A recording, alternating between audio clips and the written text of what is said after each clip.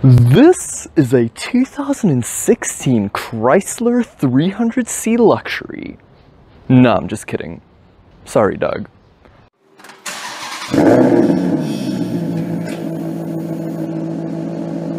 Hi guys, welcome to my new channel, to my very first video in fact. Today I will be having a look at my 2015 Chrysler 300C Luxury. This particular car is fitted with Chrysler's, or Stellantis as they're now called, 3.6 litre Pentastar V6 engine. But more on that a bit later. For now, let's have some background.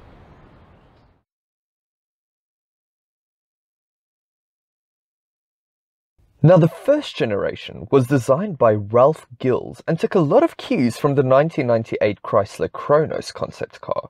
Production started in 2004 for the 2005 model year. It was based on Chrysler's LX platform and was offered with V6 and V8 petrol engines, ranging from 142 to 317 kilowatt. This is mated to either a 4 or 5-speed automatic gearbox. There was a choice of 5 trim levels from the base to the 300C Luxury. The European 300C was also offered with a Mercedes-Benz 3-litre diesel engine with 160 kilowatts and 510 Nm of torque. On the other end of the scale, the blistering SRT8 had a 0 to 60 time of 4.9 seconds. The 5.7 Hemi also featured cylinder deactivation, shutting down one bank of cylinders when less power was needed, resulting in better fuel economy and lower emissions. Prices were very competitive, especially compared to its German rivals. The design won numerous awards, including North American and Canadian Car of the Year. It gained a lot of momentum under the hip-hop community too, and former President Barack Obama had one. But it wasn't perfect. Especially not the quality and design of that interior. Yeah. The second generation started production in December 2010 for the 2011 model year. This generation was also known as the Lancia Thema in mainland Europe. The Thema had a slightly revised front bumper and a new 3-litre diesel engine from VM Motory, the same oil burner used in Maserati's diesel offerings, albeit with less power. The second generation is based on Chrysler's LD platform and comes with V6 and V8 power. The brand new Pentastar V6 featured variable valve timing and produced from 210 to 224 kilowatts and 340 to 358 Nm of torque, depending on spec and location. This was mated to a new 8-speed torque converter by ZF, while the V8s and diesel were mated to Mercedes' dated 5G-tronic gearbox. The interior received a massive redesign with plush, soft-touch materials and optional quilted Napa leather seats. A brand new 8.4-inch Uconnect infotainment system took center stage on the redesigned center console. You also had a choice of designer sound systems from Alpine, Harman Kardon, and Beats by Dr. Dre. Safety was great too, with the Lancia version receiving a maximum 5-star rating from the prestigious Euro NCAP. Pricing remained competitive, undercutting the Germans by a considerable margin while offering better spec. This car was shaping up to be much more than a fashion statement, and to me it looks much more refined and serious, much more mafia than hold up. Yet it still retains its flashy American heritage, an impressive balance act. In 2015, the 300 received a midlife refresh. Exterior changes include a new front bumper. The Chrysler winged logo now floats on the redesigned grille, and a rear bumper and taillight assembly gets a nip and a tuck. There is a choice of new wheel designs ranging from 18-inch to 20-inch depending on spec. This particular car has 20-inch rims on it. Let's have a look inside. Now, the first thing you notice when you get inside the Chrysler 300 is the leather. With the exception of the headliner and the lower down plastics, there is leather everywhere. On top of the dash, on top of the doors, although I would have preferred a top stitching just to give it a bit more of an elegant finish, as well as these lovely soft Napa leather seats. The doors and dash are also adorned with real open pore wood, and there is chrome dotted around some of the switchgear just to lift the cabin. There is a real sense of occasion with this car. In addition, spec is extremely generous.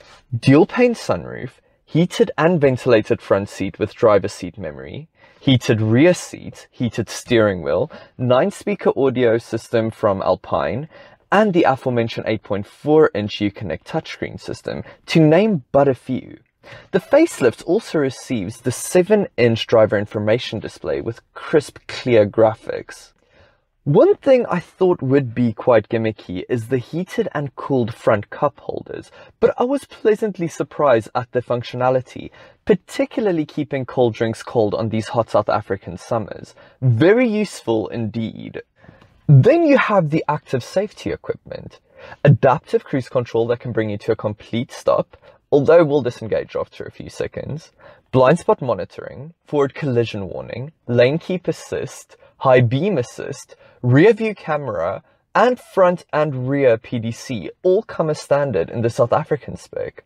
And if all of those fail, you still have that 5-star crash rating to keep you safe. I'm also impressed with the storage situation. A decent sized glove box, wide door pockets front and rear, as well as another deep compartment underneath the center armrest where you can connect a memory card or a USB stick for entertainment purposes. Practicality is a bit of a mixed bag though. The rear leg and headroom being the main bugbear here, especially considering the size of this thing. But it isn't unacceptable, and neither is the size of the boot. My favorite party trick is when I fold the seats down in a 60-40 split, I can fit my road bike in without having to remove one or both of the wheels. Do not underestimate how awesome this is. But if you're looking for a people carrier, look elsewhere. Which brings me to some of the Chrysler 300C's other imperfections. The plastics. This piece of plastic that surrounds the infotainment system looks cheap and ungainly, and that obligatory luxury car analog clock.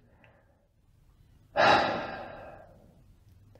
plastics lower down are also of the scratchy and very cheap variety. The other issue I have is with fit and finish. I always thought that car reviewers were extremely biased when they said that the Germans did this the best, especially those Brits.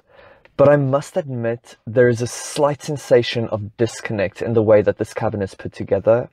There's also a hollowness to the build quality. Then there are inconsistent panel gaps where the different trim pieces meet. As soon as I notice this, I really struggle not to notice it. I really am grasping at straws, but this is just how much this car impresses me. So much so that I bought one. Considering the price and spec, all is easily forgiven. Reliability-wise, I have owned this car for a year now, and with the exception of the yearly service and a very annoying rattle coming from the rear of the sunroof, nothing went wrong. Just note though that parts can be quite expensive, especially here in South Africa. And with that, let's take it for a test drive.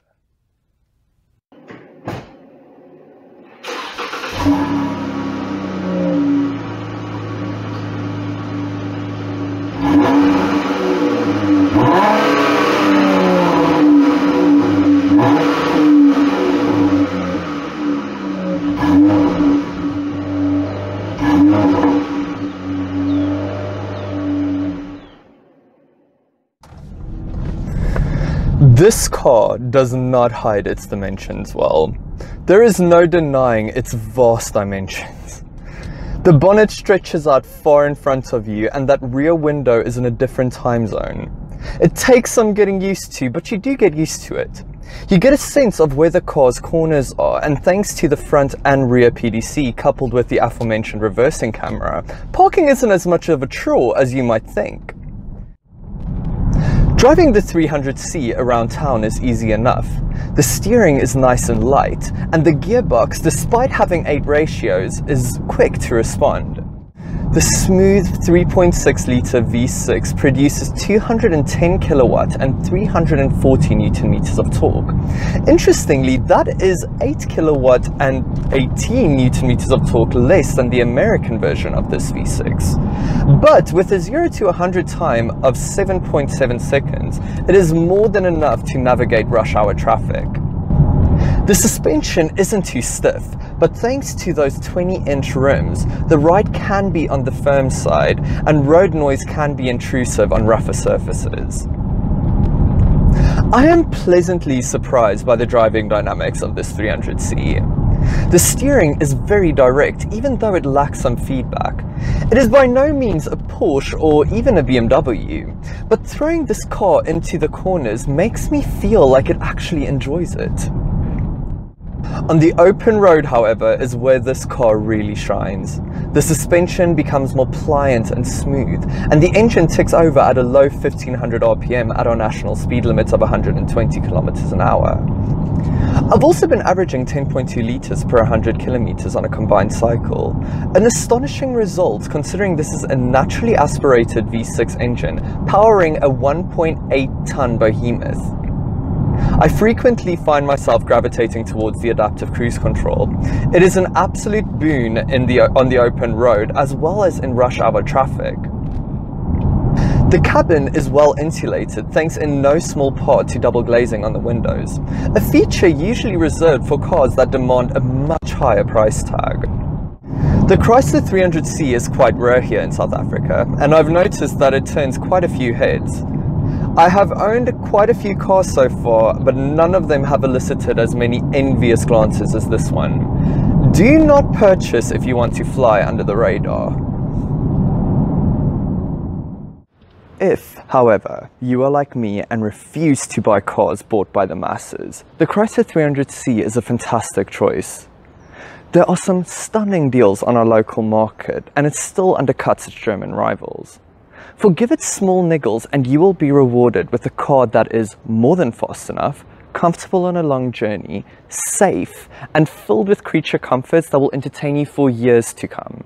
It is a decision you can make with your heart without your head wanting to stab it. Thank you so much for watching my very first car review. I enjoyed making it and I hope you enjoyed watching it. If you did, please consider subscribing to my channel and liking the video. It helps to keep me motivated to make more. I have a couple of more lined up for you already, so stay tuned. Until next time, bye.